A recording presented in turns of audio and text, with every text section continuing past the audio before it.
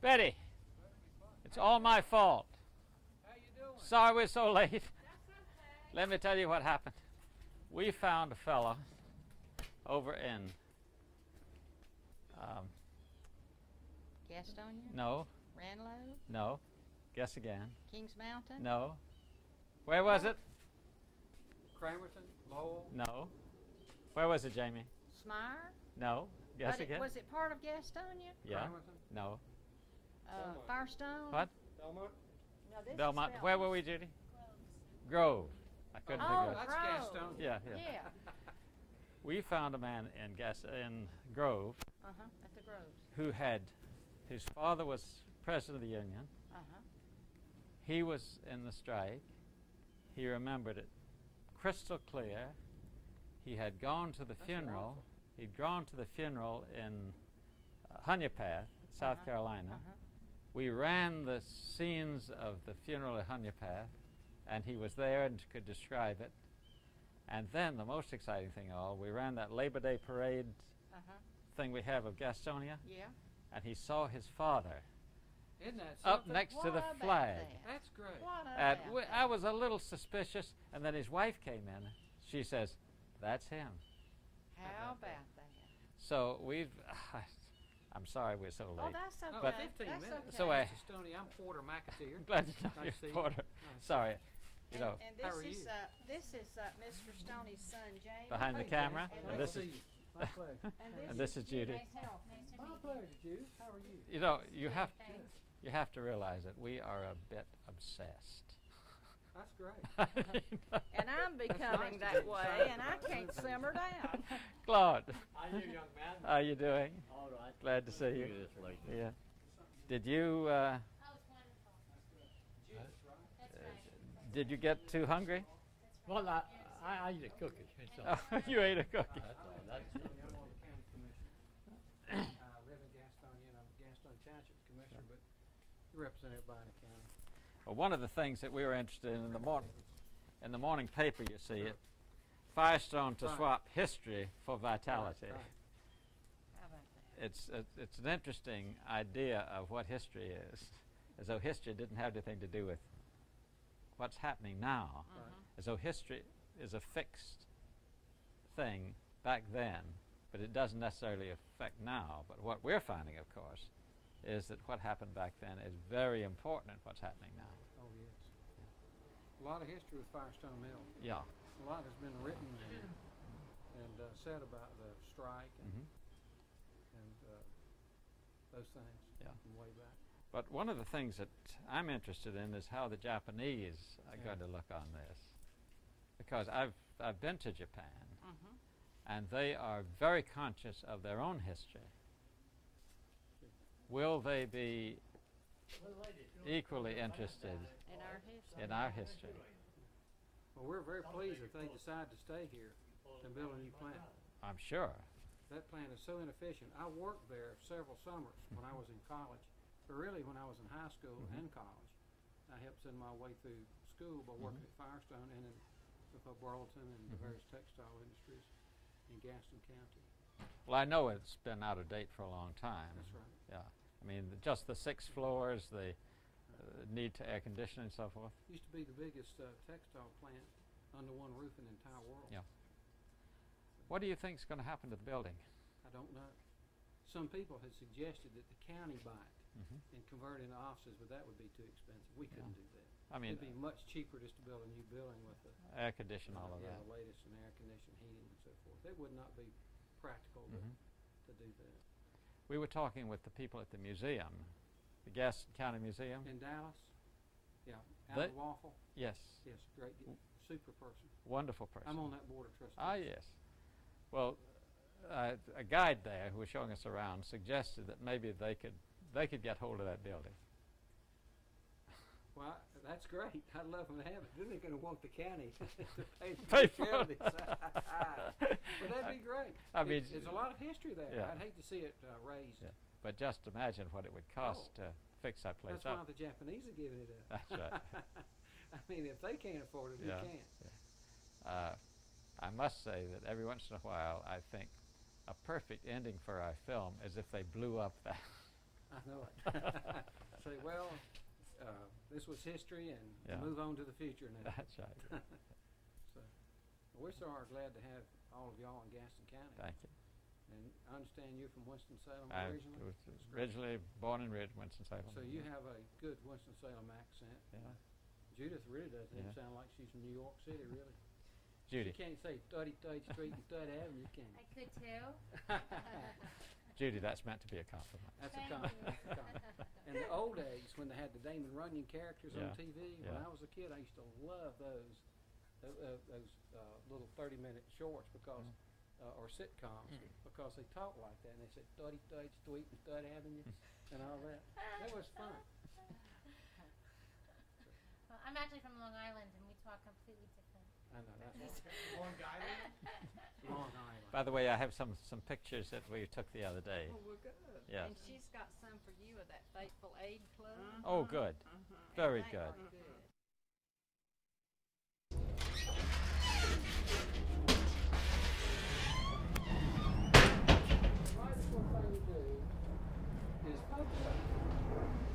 I'm going to ask you people to do something for me. We are picking you up. So if you could get a little closer and Say, I've got Bernie? to go anyway. okay, well, And Has I the just bell came rung down to yet? greet you and meet you. Heard No, some it good didn't. things Okay, about that's you. okay. well, we would like to have you inside. The meal is going to be coming up very shortly. Okay. Well, I'll wait a few more Okay, minutes. but just geez. I'm sorry. No, no, no. Huh? I get it. Thank you. Now, children. Okay. Hand me the scissors, Judy. I mean, Okay. I wanted to cut the top off of this. Yeah. Okay. Now, what you guys want me to do? Okay. What are we going to have for lunch? We're gonna have chicken cordon bleu, Yeah. and I've got it in the oven. Yow. Beautiful. Creamed potatoes. Yeah.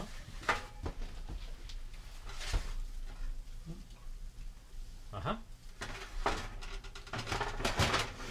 And I'm gonna make a pot of dumplings.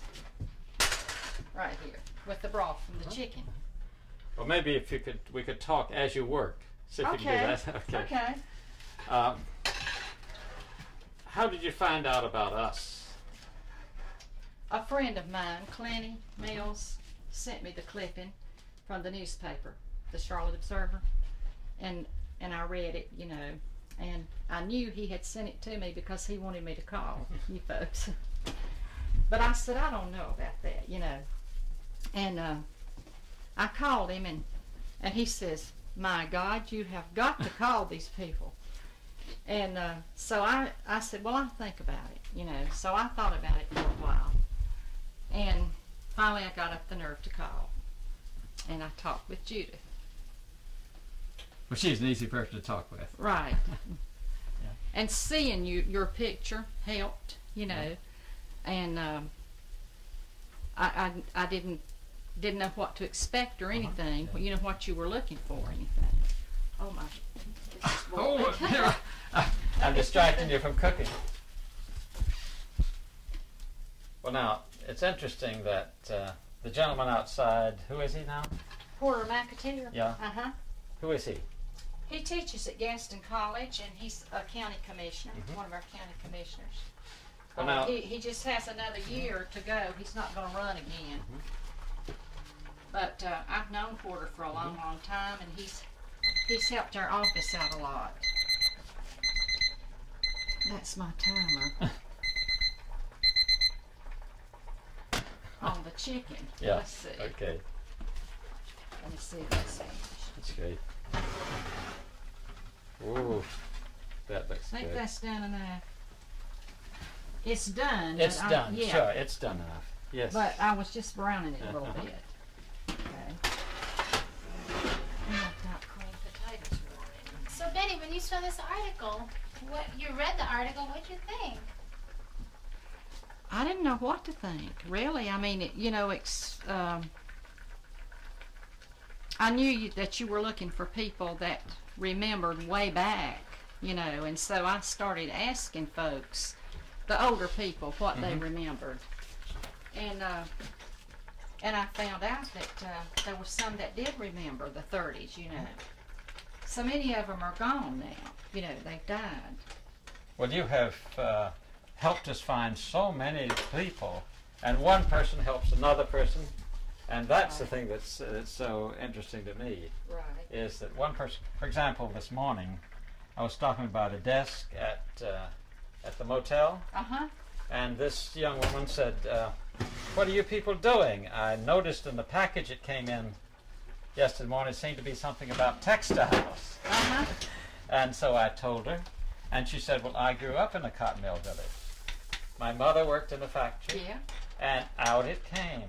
The How about whole, it's interesting, the whole kind of story of the thing. That's So I nice. explained to her what we were trying to do. I was saying that we have the history of the textile manufacturers, we have the history of the industry, but there's very little known about the history of the people who actually worked in the factories. So what we're trying to do is to complete that history by concentrating on what the workers did and also what they tried to do for themselves. I don't know about you, but I grew up in Winston-Salem, where we had not a very high opinion of textile workers. We thought they were lint heads, and we certainly thought that they weren't capable of speaking for themselves. So that when I started reading about this big organization in 1934, where 400,000 or 500,000 got organized, I thought, boy, that's a different story than the one I was reared with. Right. So that's why I got really interested in this thing. Actually, at first. Well, to me, you know, knowing them from a baby on up, they're just the best kind of people to me. Well, They were the first to tell us about the Bible, you know, and to take us to church. And if we did wrong, they were the first to forgive us if we did. And we all, you know, accepted one another like a family. You know. well, we've been talking with people in the different villages, and it seems to be very different, one village from another village. Everybody talks about it being like a family, but in some villages, the supervisors, the bosses, had a lot more to say about how people got along and what they did than in other places. I mean, in some places, they wouldn't even let them drink. In other places, they didn't bother. They would drink and fight. Yeah. I well remember that. That's why we're so interested in your experience in the mill. Well, Now- you know, I didn't work in the actual cotton mill ever, but I worked in a hosiery mill. There's just not a lot of jobs around where, unless you have a college education, you know, to work here in this small town. And the class that I took at school actually taught me how to work in the hosiery mill, which was a step up, sort of, you know. But then after working for them, for Belmont Hosiery, Gaston College built here in Gaston County, and I wanted to go back to school and get an education, and my job was being phased out because of automation, and so I enrolled in classes. My parents had gotten me a typewriter for high school graduation, and I'd kept up with my typing, but I took it over, you know, and took a lot of courses out there, and found a job, and now I work for the county, for Gaston County. Another thing that interests me is those short stories you've been showing us. It's interesting the difference that you get when somebody who's actually lived in the mill village writes about it. When I grew up, when I was at Chapel Hill, for example, I took courses in sociology, and at that time we were reading books written by sociologists about what it was like in the cotton mills. Very different view from what you're telling us. Yeah. Not saying that a lot of the things they said weren't true, but it was incomplete. And so people like you who can write about it from your guts Right. are doing a very real service. And that, you see, is what we're trying to do with this film, too, is to get people who know about it from their guts to explain it. Like Claude, for example, Right. your uncle, Yeah. before it's too late. Yeah, because time's running out. Time's And the running mills out. are, some of them are closing down, and the homes are being moved from the site where they were located, at the villages, you know. And while others are being sold, you know. And the mill village that I grew up on, the houses have become run down, and they don't know what to do with them right at this point, and the mill no longer runs. But, you know, when I was a little girl, I could hear the machinery running in the mill. My grandmother would get out her Billy Sunday book and read, and I would listen to her read that before I started to school, you know. And we could hear the machinery at the mill. And you can even smell the yarn. I always loved to smell it, you know. And at night the mill would be all lit up, you know, and I could see the lights from my bedroom window. And I wouldn't have grown up anywhere else in the world than the Eagle. And we're going to be seeing a lot of those people you grew up with at the At reunion. at the reunion. That's We good. started having a reunion about 10 years ago. It started with a minister who grew up at the Eagle. He invited some of the boys he grew up with to come have dinner with him out somewhere at a restaurant. Then their wives wanted to come the next time, and then their mothers and fathers wanted to come, and then we all got started to come, and then we have about 125 to 150 now that come. Great. Once a year.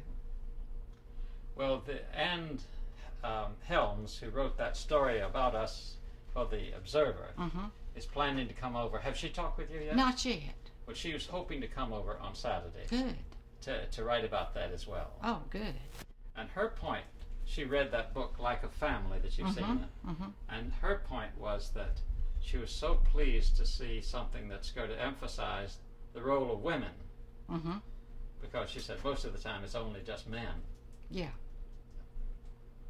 Well, you know, we had a club at the Eagle, or our mothers did. Our aunts belonged to it. It was the Faithful Aid Club. And they got together and rolled bandages and did things like that to help people out that lived in the village that, you know, was sick. And they were always having fish fries and things like that, and selling fish and cakes and this, that, and the other to raise money to buy some of the bandages and things, you know. Well, I'm going to cut this because I want to eat. So do you have to make your dumplings now? I've Or you already made them. You made them. I don't know how they'll taste. How did you meet with the, turn that off for a second, I want to get this again real clear. Can we get about the story of the article one more time? I would, While she's cooking. excuse me, I'd like to get the whole thing of when they're talking about the reunion. I didn't get it clear. Okay. I Oh. want to get, so Okay. if you just stay Okay. right there, come here. Where do you want me to start? Right where you, let me just It get was- a nice, hang on. tell you. Let me dry my face, Sure, because I yeah. perspire so Yeah, bad. No, you don't, you glow. I think Hang on, it's the first thing I medication learned I'm in the on or South. something. It's horses sweat. Yeah. Men Okay. perspire, ladies merely glow. Okay, why don't you just take it from how you met everybody? Okay. How did you get involved in this mess that we're doing, this picture? Okay, a friend of mine that I grew up with is retired, and his parents have died, and he lives alone. And he clips articles that he thinks that I would be interested in, and of course he mails articles to other friends that he thinks things of interest to them, because, you know, he knows all of us and he knows what we're into. And he clipped this article from the Charlotte Observer, mailed it to me to the office where I work. So I opened it there, and there was your picture and Judith's picture and the story and the 800 number. So I called Clenny, you know, and I said, I just read this article you sent me, you know. And I said, I'm thinking about calling these people maybe. And he says, my God, you have got to call these people. And I said, well, let me think about it a little bit, you know. And then I thought it over. I didn't know what all it would involve and everything. But I thought it would just involve actually my uncle, you know, y'all interviewing my uncle. But anyway, I called and talked with Judith. Now, a lot of these people, you'd never really talked about the strike before, right? I never knew about it. And, you know, that the article is what actually told me about it, the strike of 1934. You guys were hunting somebody who remembered. And so I called my uncle and I said, do you remember the strike of 1934? He said, oh, yeah. But I'd never heard him talk about it before. And so I went ahead and called and told Judith that my uncle remembered it. Then you went to the Hardens. Can you just tell us a little bit? Then you went from one person. Well, I began to think of the older people who are still living that once lived at the Eagle. And Washburn Hardin was one. Albert Bill and his wife Elizabeth. And Albert remembered, he told me that a boy was killed during that strike down at the Majestic. And that Elizabeth told me that she stood in line for food from the Union. And they liked talking about it. And let's see, who else did we have? That was the four, wasn't it? I believe. But those people have passed us on to other people. So good. You got something started, and then we're moving on to other people. Mm-hmm. Now, tell us about next Saturday. Could you cook a little while she's doing No, that? I need this clear. Yeah. Okay. One of the guys who grew up at the Eagle, he's a minister now, Reverend Roger Wentz, decided to invite several of his old boyfriends that he grew up with out for dinner one Saturday night. And then their wives wanted to come the next year because some of them were from the mill village or other mill villages. And then the parents wanted to come. And so every year it just gets bigger and bigger, and now we have anywhere from 125 to 150. And we're going to be there on and we'll be there on August the 1st. It's always held on August the 1st. I mean, the first Saturday, first Saturday in August. And we'll be there to film. Right. Okay, thank you. Okay, here. Would you It's too hot for a necktie. put your gear? Well, thank you. See, I'm going to be over there, and I'm going to be back there. down? Yes, you'll already be sitting. Okay. Claude, I'm going to move you up right All here. right, son. Okay. I'll move my third leg. Third Okay. leg. Let me put you right here. That'll give you enough room then to move around, won't it, Jamie? Yeah. Okay. You want to sit here then, Claude? Well, I'll say it, yeah. Okay. That's going to be Betty's place. What? That'll be Betty's place. Oh, big baby place? Okay. Yeah. Oh, okay. Give you the one with the arms. Yeah.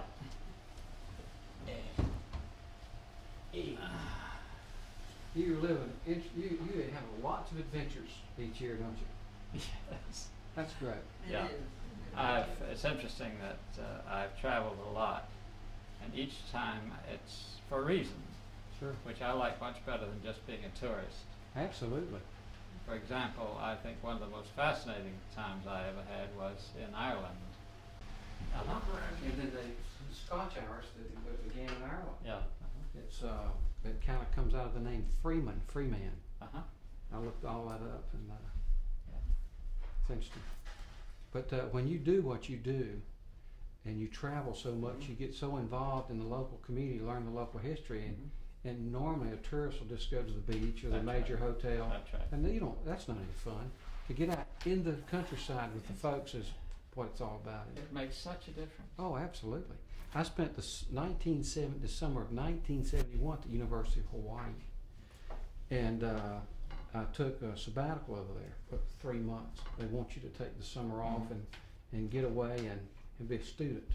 And so I said, where do you want me to go? It doesn't matter.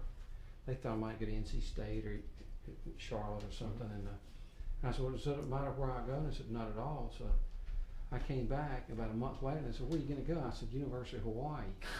And they said, "Well, I don't know if you ought to do that." But so I went over and I took classes and I got in with the local folks in the classes, most of whom were female Japanese Americans. Did not speak Japanese because they were third and fourth generation Japanese. But I got invited to their homes and so many things, and I got really involved in the local community. We got that. She goes one way, I go the other way. You want me to- That is sourdough bread, sourdough biscuits. Betty, don't fix me any lunch I already ate. Well, pretend to eat. Okay. Just like they do in the movies. Pretend to eat. Get a plate, Porter. And, Pass them down? yeah. Okay. Betty, you made such a fancy meal. Here, Claude. Oh, thank you. Stoney. Thank you. Judy shut me up today. I was saying, well, we're planning this, and I was saying, I don't know that you should see me eating because the royal English royal family, there's an unwritten rule that you never photograph them eating. And she said, "Yes, but you're from Ireland." How about that? How about that? Excuse me. I think Betty's outdone herself today. She really has.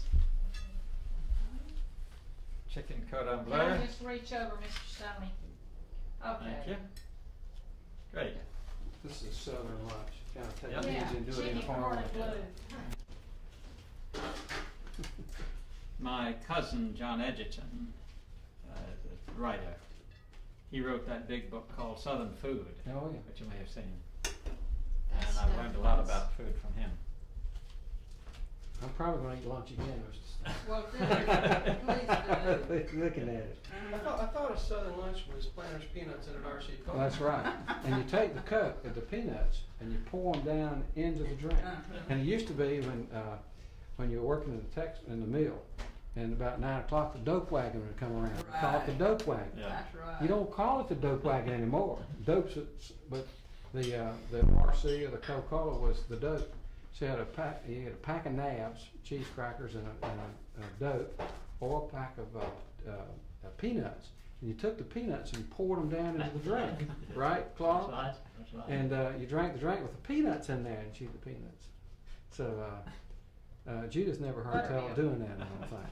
But you try that, Judith, next time you're back in New York. Get you a pack of peanuts and a Coke and pour the peanuts down. Well, They take you to Bellevue when you see you. Oh, I know it. I know what Bellevue is. well, this is my drink, That's good. buttermilk. And I drank a lot of water. Yeah. I would have drank water or iced tea, Yeah. but I won't drink buttermilk. Well, I never have done that. Now my mother loves it. My daddy loves it. And when my daddy was living, he ate 3 meals a day, ate tomatoes, sliced tomatoes every day.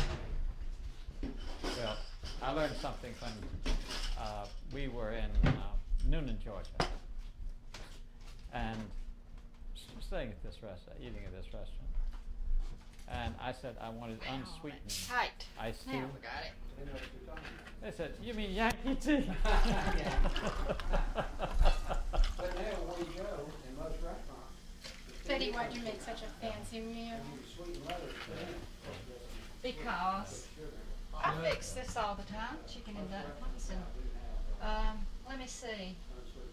Well, Oh, I got fried green we've been tomatoes. eating it. Your fried green tomatoes? Yes. Fried green tomatoes. It's for our editor who likes it. Okay. You went to a fish camp. Oh yes. Which one did you They homegrown tomatoes? Yes, they are. It was very go? They all have fish camp. So let's see. I think I'll just put a spoon in here. I mean, different parts of the So, camp. I eat them. I don't know how many restaurants and the different ones I'll eat in a year, but a lot. And you need to do that to make yourself visible as a political person. Sure. Oh, that's my favorite. Have Oh, you ever boy. eaten any porter What is fried green tomatoes? Yeah, You have. yeah. you don't sound too enthusiastic. No. Oh, I love them. Did you see that movie? No. I haven't been to a movie in years. And I don't watch much TV. I didn't see that, but I'd like to. I like to watch public TV, I guess, more than anything. When I was Shows like that. just don't have time to really go. And I have a meeting today at my condo. Cream potatoes. And I bought a condo in the interim. I'm gonna build a house though, starting in a couple of months. I bought me some property. Benny, you just did good. Oh, boy. Claude, will you say the blessing, please? Heavenly Father, we thank you for this food that we're about to receive. We ask you to bless it, Heavenly Father, for the nourishments of our bodies. We thank you for this day, for the friends that we have gathered around this table. And we ask you to bless them, Heavenly Father, in a special way. Lead us, I ask you, and give us wisdom to follow your leadership, and forgive us, I pray, of all sin. For we ask it in your holy name. Amen. Amen. Thank you, Paul. Stoney, how about me handing this to you? Okay. You go ahead and, can you get that? Yeah, I think I can. Yeah. Claude and I. You're going to have to dip his finger in. Betty, what am I spooning out here? That's dumplings. Chicken and Yeah. dumplings. Yeah? Oh, should be coming around a mountain. I think it's the same thing. Thinking the same thing. That's right. She'll have chicken and dumplings. You have to every save time. enough of our two distinguished photographers here. Yeah. Oh, we will. Oh, It's not yeah, fair we've for got them to- plenty. They just have to work. And they really have work. Well, one of the things I'm wondering about, Betty, one of the things I'm wondering about is that you hear from away, you hear that the textile workers and textile manufacturers are at each other's throats. We saw that over at Kannapolis. Hmm. And there was a rough election over there. No violence, but it was a tough election. And there seems to be so much opposition to organization. How is it in this county? Boy, the textile owners have always strongly opposed organized labor. Strongly opposed. Throughout history. As long as I can remember. Now, Gaston County, of course, used to be just about all textiles, but it's substantially more diversified now. And back when you'd have textile industry would be in a recession or a depressed state, people in trouble. There was not many people working. And of course, if the Firestone Mill at the time in Gastonia closed down or worked 3 days a week or whatever, you're talking about the large bulk of folks in the city out of work 30 years ago, 40 years ago. And so people in the grocery store were laid off, people at the clothing store were laid off because every one manufacturing job might create 2 service jobs, so forth. So, and they paid very low wages, and the reason they did that, and because they didn't have organized labor. Wages were terrible, and people were taken advantage of. And until diversification started, until we started diversifying our industry, like Home Light. A lot of folks really opposed Home Light Textron, make Home Light chainsaw and so forth. A lot of people opposed them, and they paid pretty good salaries. And then when Freightliner came to Gaston County with Mount Holly, they paid substantially better salaries. And I know one textile mill owner told me they had to adjust their salaries to keep so many people from leaving to go to Freightliner. So it's been healthy for our community and for the people working here. It's been healthy for industry because the textile industry's had to tighten up, automate, do better, and employees in the textile industry are proud folks. I helped send my way through college. My family were textile employees. My father worked in the mill, but he later was a banker, and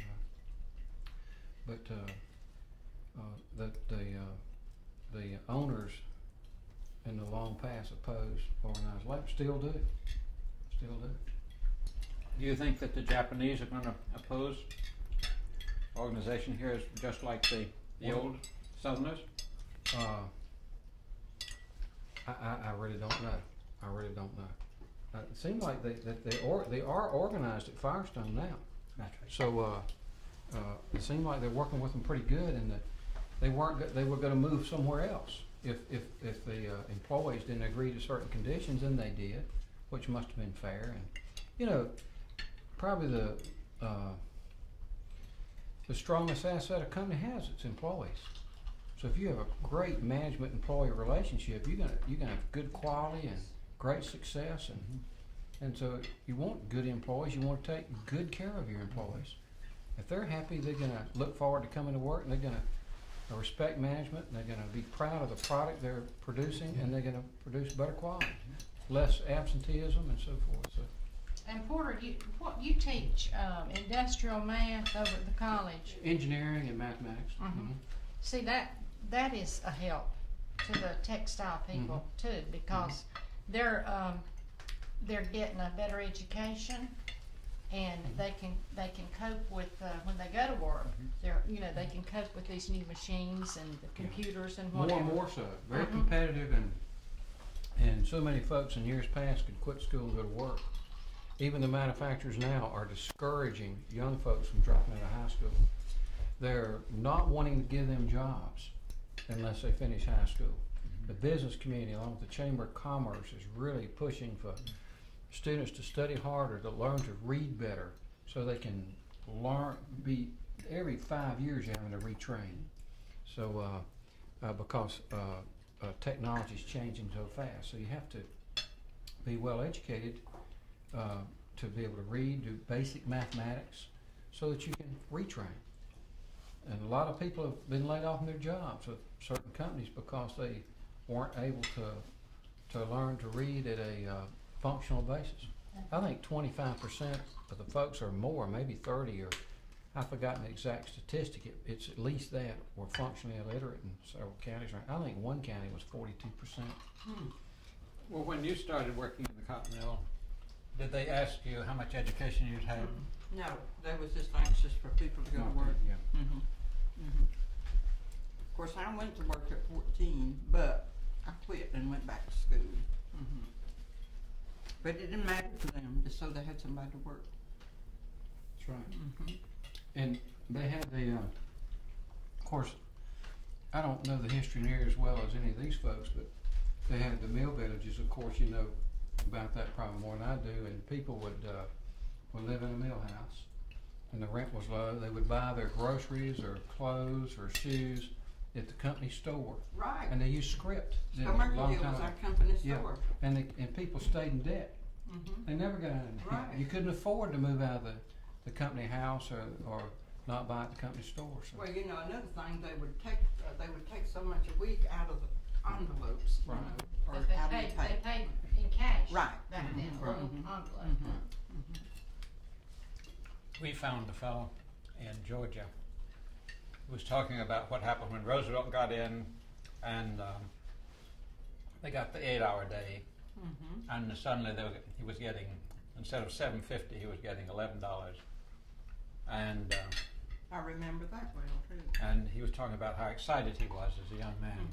But he said the thing that he could never forget was another man there, good bit older than him, crying because it was the first time he'd ever been able to get cash. How about And that's something? You know, he'd Been paid in script or something? That's right. And he got cash. Do you think that maybe the less educated the person was, the better back then, and now it's the more educated you are, the better? I don't know. I know what you're saying. That people are maybe wiser and now, and they won't just automatically go into that type of life. But that was a good life pretty much back then. Oh yeah. People enjoyed what they did. We were happy. Were happy. So I'm not trying to be too negative about it, but I know a lot of the mill owners took advantage of their workers. There's no question about that. And shamefully, to a certain extent. Right. Really. And until certain labor laws are passed. Now, something that you as a teacher, I think could probably explain better than anybody I've talked with. I haven't had the chance to talk with somebody who's had both your experience in the villages and your experience in government and then your experience as a teacher. All over the place, we see the villages and we know how they lived. And then we look a few blocks away at the great big houses of the mansions of these people. We just saw one yesterday that's been closed up for several years, just a caretaker's family there. Well, there's two in Belmont that way, the Lineburgers and the Stoves. And yet I have never heard a whisper of any resentment. Why is that? Why would you say? Well, you know, we were lucky enough to get to work for them, and they were always good to us, so I guess that's the reason. Just, I mean, in any other... It's just a history of their... Well, they gave people jobs when they needed them. You better believe they did. A lot of people moved from the mountains down here to get jobs. And We moved from the farm. did you? I provided jobs when times were hard. That's right. So, And then their wages were competitive, were they not? I mean, you could you maybe could complain that this mill doesn't pay as much as another, but that wasn't the way it was. That's probably why people didn't complain. Wages were about the same. That's what I'm trying to say. yeah, they were terrible. Yeah. Well, you Everywhere. In the old days, people were reasonably happy, I think, Green but tomatoes. they still took advantage of it. Yeah, they really did. And Could you pass see, these, then please, to generation Bessie? after generation, thank you, would in other words, a family's children would work in the plant. Their children would work in the plant. They had guaranteed labor and cheap labor. that's the way it was. That's the way it was. So, I'm not a historian related to that. There's a gentleman in Gastonia who's been doing a history. His name's Aycock, A-Y-C-O-C-K. He's been doing a history of the textile industry in the Belmont area.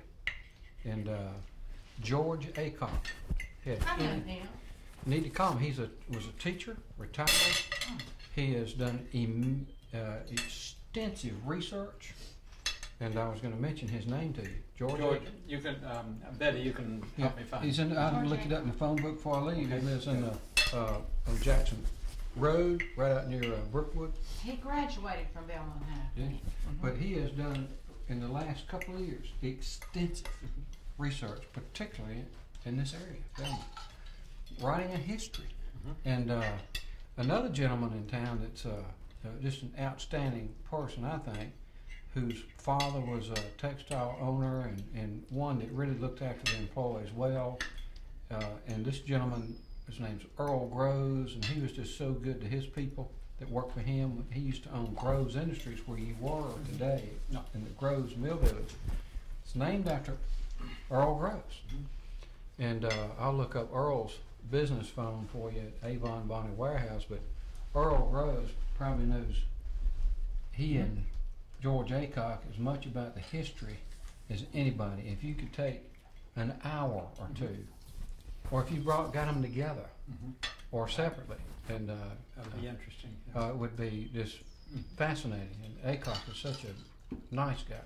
Well, I was explaining to Betty what the purpose of this film is to help give a more well-rounded history of the textile industry. That if you go to the museum over in Dallas.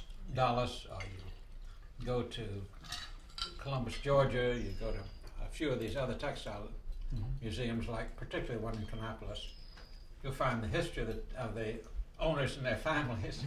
You see their houses, the history of the industry and the pictures of the factories.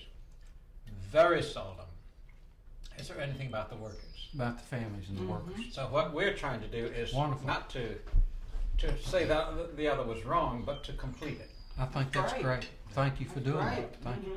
Well, George Aycock knows lots of folks, has interviewed lots of folks, probably has some names of folks that you would want. That's great. Would be a tremendous resource person for you, as Betty and Did he they have a series of stories about his travels in the Yes. Gastonia Gazette? Yes. Then I know George. Mhm. He was in the Playhouse here when Mr. Paul Neal was principal superintendent. And he was in a lot of plays, and that's why I recognized him years later when I saw him. And I asked him, and he says, "Why do you ask who I am?" You know, and I said, "Well, I remember seeing you play in the plays at school." Mhm. He was real good. Mhm. I know one of the places I used to campaign, for sure, would be at Firestone Mill. I would stand at the gates and see the people coming out and the people going in, and other textile plants, because the folks years ago voted, and and most of my votes have been for those everyday working folks. Numerically, it had to be that way. Had to be. But where did you get the money for your campaign? Half of it's my own. Don't have to spend a lot, because all during the year I try to continue to be out in the community and visit around, meet a lot of new people. I have a goal of meeting 6 new people every day. I don't do that every day, but on Saturdays I might have to go out and meet 42. But I can go to Kmart or Belk's and pass out little calendars, and I don't have any with me, but a little calendar will fit in your wallet, has my name on it at the top, doesn't say vote. I just pass it, and it's 6 months on one side and 6 on the other. But every time they take that calendar out, they see my name. And it's a usable thing. Why give somebody a political card with your picture on it that they'll throw away? Give them something that's useful, and it's productive for me. And I have people asking me for my calendars each year. They're not very expensive, and I'll have 5,000-10,000 made up. Just give them, put them in stores or restaurants, and people pick them up. So, you do that all during the year and make yourself visible, and don't try to run just once every 4 years. And then when you do that, you're ready. And this, my opponent in 1990, I'm a Democrat, so my Republican opponent, who I challenged to run against me, is a very wealthy gentleman in Gastonia, and he accepted my challenge and spent a little under $40,000, I understand. And we beat him by 7,000 votes. We beat him. I don't beat anybody. It's everybody that works with you. We. I wonder, while he was commissioner, the union ever tried to organize? Could you ask? Has there been any attempt at organization here? Oh, yes. Firestone and Freightliner, truck manufacturing. There have been any number of attempts at other industries, and some have been successful, some unsuccessful. You know, normally if workers are satisfied and treated with respect by management, they probably aren't going to need to organize or want to. It's only when you have a lot of dissatisfaction. I think the management at Freightliner, the past management, was the cause of them getting a union.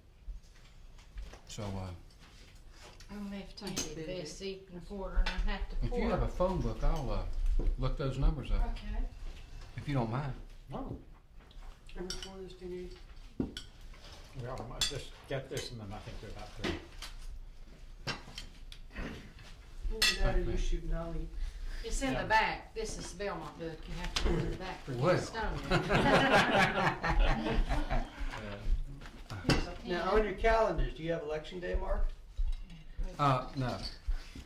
I just have Porter L. McAteer, Gaston County Commissioner. Right, I just noticed Everybody over gets there's a large X on Oh, no, Election no. Day.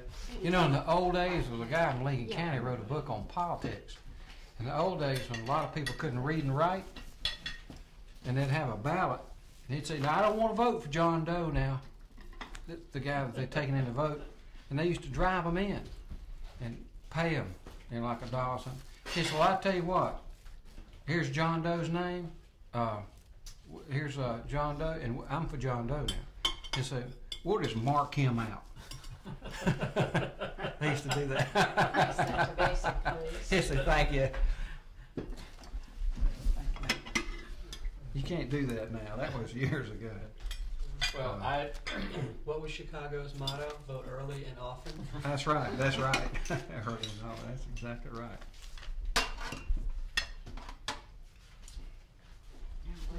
Thank you. What's this? Ambrosia. Oh, It's great. so good. That's beautiful. This was my Want family's this cake, favorite. Claude? Yeah, well, they do on it too. Okay. That's my favorite. Right here. Okay, it's DSA Cop. Oh, it was George. That's 865. Just I'll write it down. I'll write it down. Okay, thank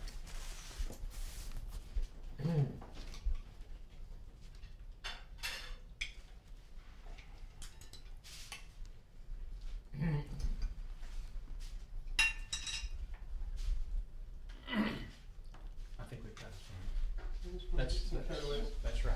The food shots. Can I do one more thing first? What? Dinner.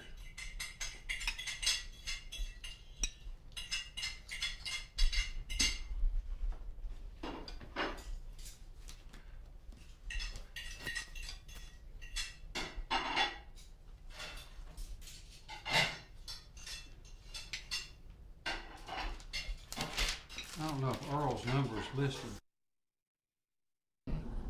I just asked Claude to tell us what he did Okay. when the plane is over. Remember all that excitement, Betty, when you read Okay, the article? Betty, talk to Okay, when I saw your article, I became excited. And the first person I called was my uncle, who lives next door. And I talked to him about the strike. I said, was there really a strike in 1934? He said, oh, yes. And I said, do you remember it? He said, oh, yes. And then you want to tell me what you told me about the strike, that you were out in front of the plant, the mill? Yep. was- And I was out in front of the plant down there, and Mr. Bumgardner, the supervisor, he come down. Well, naturally, he had to go in the plant to get the papers and fill out papers and things. And there's one fella standing there. He had a broom handle in his hand. Tom said, "You can't go in there." Mr. Bumgardner just walked on by him. He didn't have no authority, you know. Mr. Bumgardner, and then the engineer, he backed in to hook onto the box car to take the yarn out, or what they're shipping. And this fellow told him, said, "You can't pull that out." Said, "We're on a strike."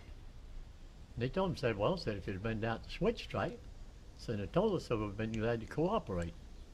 But so we hooked onto it, and he waited till he hooked onto the box car. Said, "We hooked onto it now," said, "the railroad's responsible, so we have to pull it out." Well, they did. And just a short while after that, they all began to weed out, you know, a bit. I was in on it about maybe a day and a half, 2 days. I pulled out myself. It got just a little bit too strict for me. Were you in the union before it struck? Hi.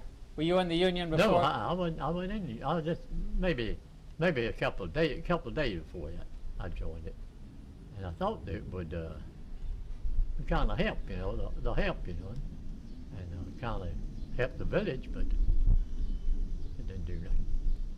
Help wouldn't stick together, and I was saying they were going to go over the top of me, so I did too. Why did you think that it would help? Well, we wasn't getting too much pay, you know, then. And I think I was making, I think I was making $13.75, 55 hours. And I thought, well, maybe I'd get a little bit more pay. But they kept stepping me up, you know, on different machines. And I did. When I quit working down, I was making, I believe I make about $15 and some few cents with it. I believe it was. You mean a week? A week, yeah, 50. No, it was more than that when you retired. Oh, when I retired, Yeah. When I retired, I don't think I was making over $18 a week when I retired. 40. I think about 40. Well, Claude, do you remember other people talking to you about being in the union? No, there wasn't nobody saying nothing about me belonging to it, but they some of the other help, you know, that was, didn't belong to it. I seen it was going to cause trouble, if, you know, the union was going to cause trouble, so I just switched out it. How long had you worked in the mill before I that? worked, let's see, 1940, wasn't it? The strike was in 34. 34, And well, you began working 1926 at the Eagle. at the Eagle. How were your bosses down there at the Eagle? They were nice, just as nice as they could be. I didn't have trouble with any of them, but the carter over here at night, a lot of times I'd work my shift and I'd work over. Then he told me one morning, I was on a job, and I had to go home to get my breakfast, you know. Told him, I said, I'm going to go get my breakfast. He said, you're getting paid at 6 o'clock. And there was one fellow standing. I said, you want to go home and get your breakfast? He said, go ahead. He wasn't nothing but just running machines. So if your job, you have to have me on your job, then I'll be on it. So I went home. I told my boss man about it. They're about to lay the boss man off at night about it. George Belcher. Mm-hmm. Yeah. Sounds to me like you had a good time down there. Oh, I had a wonderful time. I had a wonderful set of boss men, sure did. I worked in the spinning department till we moved to Belmont. And I guess I've been working in the spinning department today, you know, till I retired. But they kept coming over to my job for the town I was living in, a little place. And wanted me to come to the Eagle. And they hadn't been running that very long. I hadn't. About 2 years, I think. About 2 years. You were at You were at Crowder's Mountain, Yeah. and they kept coming over asking you to come over Yeah. and work. Yeah. They taught me what I knew in the card room. I run it. Well, I did. I run every job in the card room. Just switched me from one job to another. How much education did you have? I quit school when I was promoted to the 6th grade. If I'd listened to my dad, I'd have went on till I finished, but big man like, back then I had to have my way about it. I run over the automobile when I was 15. They actually was 15 years old. And I went to work in the mill before they took the stitches out of my face. Okay, I think that does it. Thank you very much. Can we talk to them about Bruce Graham? These are my neighbors. I want you to meet Yeah, them. Bruce Graham. Okay, I just want to get some cutaways. Oh, yes, yes, okay. Yeah. This is And I'm his Charlene. mom. Hello. Hi. I just was gonna come over and see how you doing. Doing just fine, son. Gonna do a magic trick for you. How's that? You wanna see one? Yeah. Okay, I got a couple here for I you. does magic shows. He Yeah? teaches school. Uh-huh. How's it going today? Doing just fine, son. Got a string here. I want you to look at it, make sure everything's okay with it. Look pretty good? Looks okay to me, Dyke. Okay, this is a rope cutter. Put one end of the rope into the rope cutter like this. And what I want you to do is just simply tell me where you want me to stop. Any place you want. Right there. Right there? Yeah. Okay, now I'm going to cut the rope. You can see the rope's cut. Now I'm going to restore it. I'm going to bring it back together. Now watch right here, real close. There it is. I'm going to show you one more here before I get going. You saw David Copperfield fly through the air. Mm-hmm. Well, I'm going to show you how a match can fly, kind of float. By the way, how's that? She's doing good. Yeah, she sure is. Take two cards, and I want you to take this match and just lay it on top of this card here. There you go. Now I want you to concentrate on this match real close, okay? Concentrate real good and watch the match. Okay, here we go. Concentrate. Ready?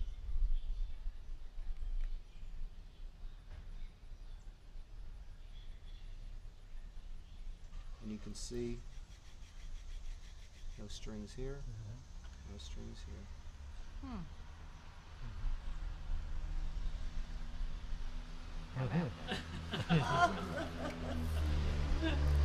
What do you think of that, Claude? Oh, This is a boy. He knows about I know anything. he is. You haven't seen him for a long time. That's what I have. And I said, there's Claude over there. I thought you just had visitors here, you know. Just, We didn't mean to interfere, but. No.